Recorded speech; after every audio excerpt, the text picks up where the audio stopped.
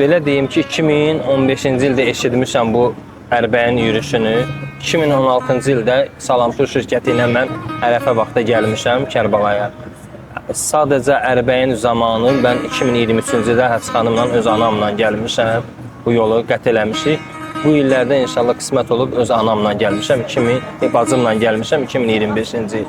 Gələn illərdə inşallah qismət olar atamla gələrəm, qardaşımla gələrəm. Belə ailecə bizim yəni xoş olur bizə ki, belə İmam Hüseyn zəvvarı olmaq.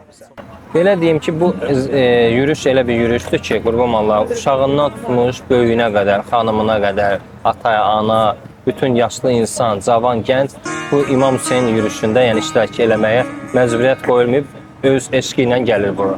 Sizin sözünüzə qüvvət deyim ki, Hüseyn yolu Allahın yəni düz bildiyi yoldur. Ona görə insanlar hər zaman, hər dəqiqəsini, hər günlük Hüseyn yolunda hizmət eləməlidir. Bütün insanlara da yardımcı olmalıdırlar.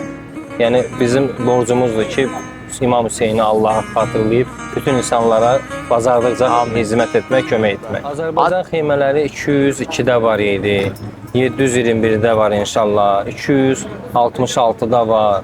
Mən bildiyim bir 5-6 dənə yerlər var ki, onlar da hizmət edirlər. Həmçinin sizdən də çox təşəkkür edirəm ki, sizə belə hizmət edirsiniz, bütün insanlara qulluq edirsiniz. Allah sizə də qəlbinizə xoş günlər qismət eləsin.